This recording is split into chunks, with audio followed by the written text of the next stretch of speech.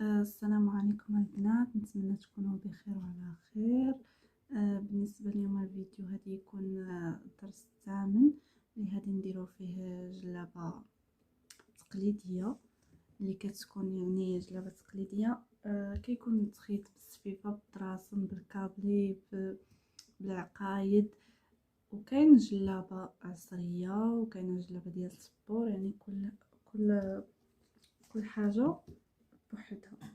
المهم هنايا انا بحال مثلا وجدت الباترو ديالي وغادي نجي نفصل الجلابه. هذا بالنسبه يعني اللي ما كتعرفش تفصل فضروري خاصها توجد الباترو.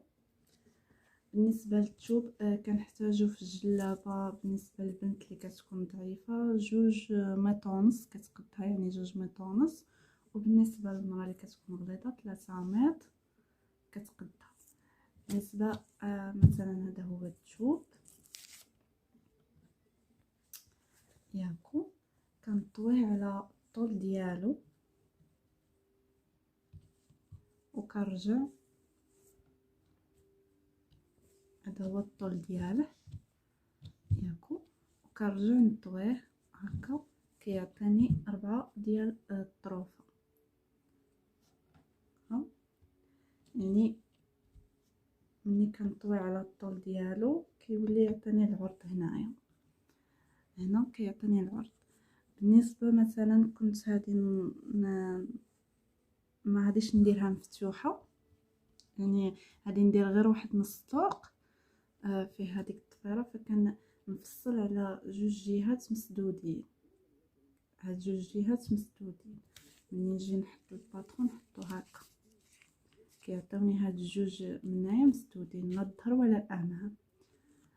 كنت هادي نفصلها يعني مفتوحه. كندير هنايا كنخلي واحد الباندا هنا كتكون ديال في 1 سنتيم كيكون في الثوب، كنخليه باش نطويه نفيني به خياطه فكتجي منا مفتوحه. انا غادي نفصلها، مثلا انا بغيتها تجيني مسدوده، غادي نفصلها هكا، نحط الباترو، كناخذ العبار ديالي. الا انتبهتوا انا دايره هنا زائد سنتيم، يعني في العبار زايده سنتيم ديال الخياطه. فملي كنجي نحط الباترو كنعقل بان خصني نزيد العبار ديال الخياطه. بغيتي ديري ترسمي في الباترو كتزيدي العبار هذاك السنتيم ديال الخياطه كتزيديه في الباترو، ومني كتجي تفصلي على الثوب كتفصلي ديريكت، يعني كتحطي الباترو وكتفصلي. ما كنتيش زايده يعني في الباترو ما زايدش كنزيد هنايا. انا غادي نوريكم بحال هكا مني كنجي نرسم. نصيحه ملي تكوني تفصلي على الثوب حاولي انك تفصلي على ظهره، ما تفصليش على الامام ديال الوجه، يعني على الفاس ديال الوجه، فصلي على ظهره باش يبقى داك الطبع. ولا واول حاجه ما كنديروش بالستيلو، كيكون الطباشير خاص ديال الثوب هو اللي كنفصلو به. هنايا مثلا انا زدت سنتيم،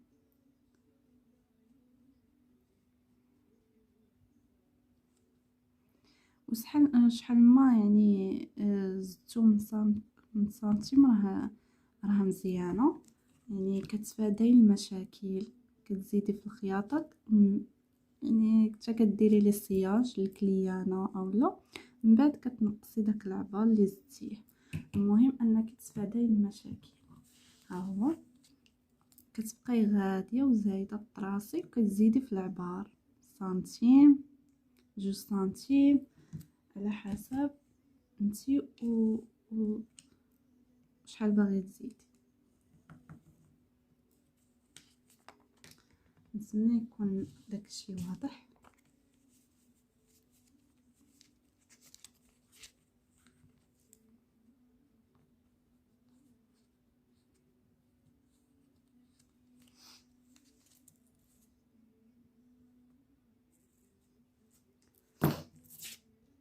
صافي. ومن بعد كتقطعيه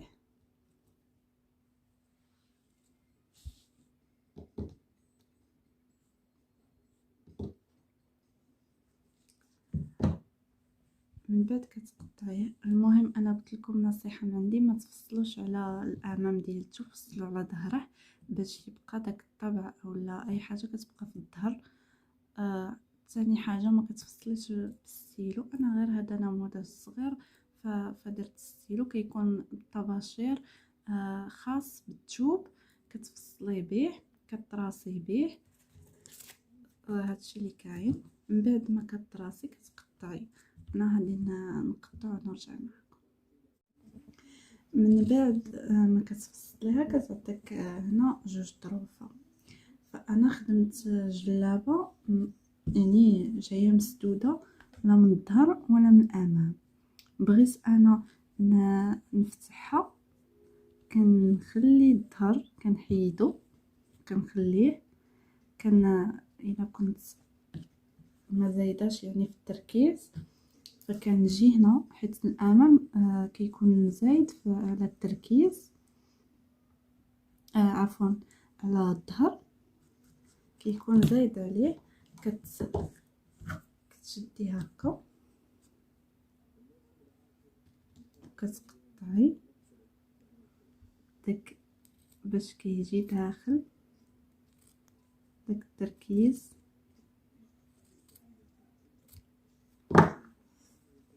مهم من بعد كتهبطي 11 سنتيم ديال الامام ياكو، هاد تشوف شويه حرش.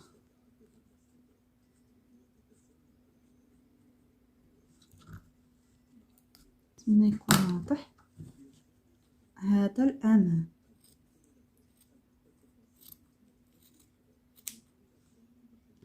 من بعد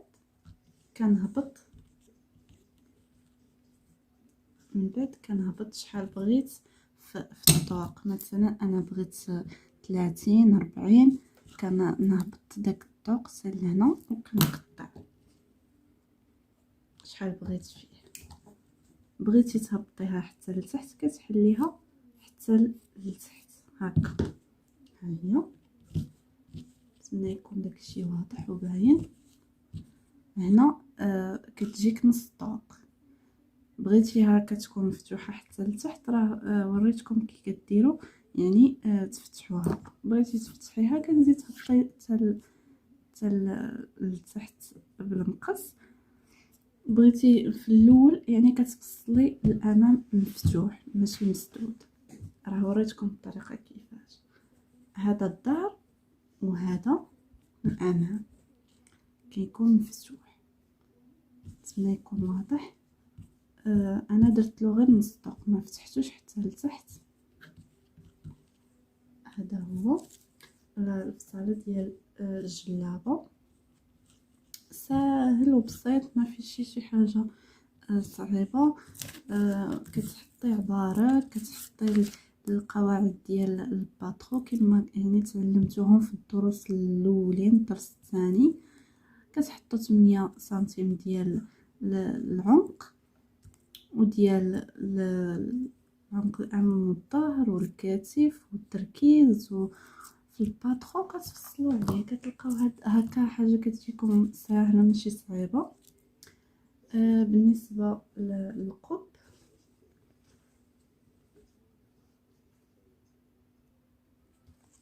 بالنسبه للقب اليدين حتى هما كتكونوا موجدين يعني الباترو ديالهم وحاطين يعني العبارات.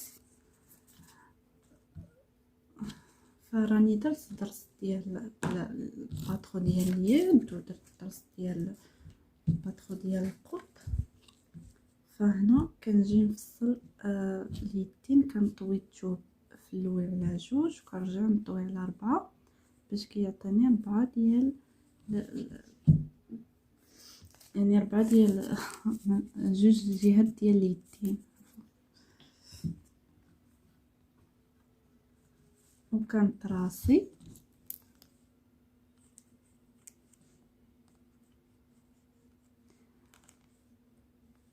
بحال هكا كطراسي، ها يدين حتى هي كطراسيها وكتقطعي. انا غادي نقطع ونرجع معكم، ومن بعد عاوتاني كتشدي الثوب على الطوير على جوج بحال هكا. بالنسبه للقب يعني الجلابه البلديه كيكون عنده عاد بحال هكا في القب باش كتفيني به، هذا كيفينيو به في الجلابه البلديه، كيديروا باش كما كيقولوا قب ديال الودنين، كيكونوا بودينات يعني كنفينيو به، فهذا هو القب ديال الجلابه هكا الطراس. انا هاد القب راه دايرته لكم في الدرس ديال القب، اللي ما شافتوش ترجعوا تشوفوه، نتمنى يكون داكشي واضح. من بعد حتى هو ملي كطوي الثوب غير على جوج، يعني هو القب كيتنطوى غير على جوج وكتطراسي، كتجي هاد الجهه منا طول ومنا العرض، هنا كتجيك 40 وهنا 30 وهنا حتى هي 30 وهنا 26 في القب. نتمنى يكون واضح، وكتراسي وكتقطعي. انا غنقطع ونرجع معكم باش ما يجيش الفيديو طويل. من بعد ما كتقطعي ها هما كيعطيوك جوج اكمام واليدين، كيعطيك القب هذا هو.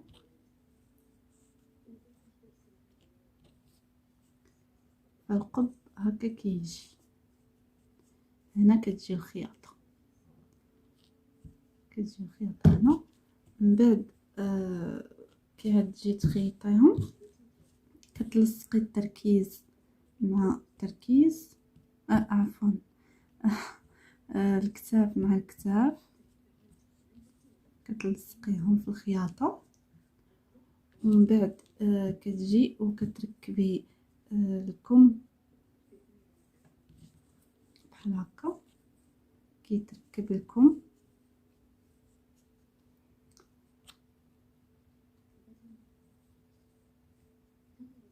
هكا، كيتركب كيكون يعني عبار واحد، ما خصوش التركيز يكون زايد على الكم اولا الكم كبير على التركيز.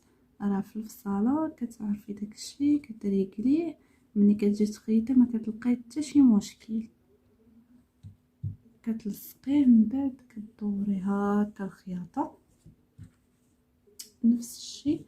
والقب كيتلصق ما بين العنق ديال الظهر، كتخيطيه اول حاجه كتخيطيه من هاد الجهه، ومن بعد كتلصقيه. نتمنى يكون الشرح واضح ومفهوم، ونتمنى ما نكونش نسيت شي حاجه، ووضحت لكم يعني وجاكم الشرح بسيط ومفهوم. بالنسبه سمحوا لي ما ذكرتش العرض ديال الجلابه، كيكون ما بين 40 و 35، وكتزيدي بالنسبه للعطفه فكتزيدي 8 سنتيم ديال العطفه. فكنحتاجو في الجلابه الباترو ديالها كنحتاجو القياس ديال الكتف، قياس الصدر، يعني الدوره كامله مقسومه على 4، دوره الحزام مقسومه على 4، الحوض مقسوم على 4، العرض ديال اليدين وزائد الطول ديال اليد. الضرس يعني راه تدرس من الدروس الاوائل، فكترجعوا للدرس الاول كتلقاو يعني باترو هكا كيتاخد العبر ديالو. كتاخدوا الطول الجلابه كامله كتزيدوا لها زائد 8 سنتيم 8 سنتيم ديال العطفه من غير يعني الطول ديالكم، كتزيدوا 8 سنتيم اولا 10 سنتيم زائد داكشي في العرض ديال الجلابه. يعني بغيتي على حساب الهبطه اللي غادي تهبطيها من الحوض شحال غادي تهبطي، من تما كيبان لك شحال غادي تهبطي في العرض. واش تهبط 40 او لا 35 سنتيم. بالنسبه للقب، فالقب كيكون ديال جلابه تقليديه كما وريتكم، يعني كيكون فيه ديك ديال الودنين باش كنفينيو به القب. هذا القب جميع الخياطين يعني اللي كيخدموا هادشي ديال التقليدي كيديروه. وكاين يعني راه دايرت لكم دروس يعني انواع ديال القب، من غير يعني هاد القب ديال الجلابه كاين انواع ديال القب ديال السبور، كاين اللي كيديروا في ليمونطو في الجلالب ديال السبور. مهم كل درس غادي يكون ان شاء الله بوحدو. هذا هو الدرس ديال الجلابه التقليديه العاديه اللي كنلبسوها كما كيقولوا جلابه مغربيه. هذا هو الدرس ديالي. وغادي نرجع معكم للدرس السابع ديال الجلابه المخزنيه ان شاء الله.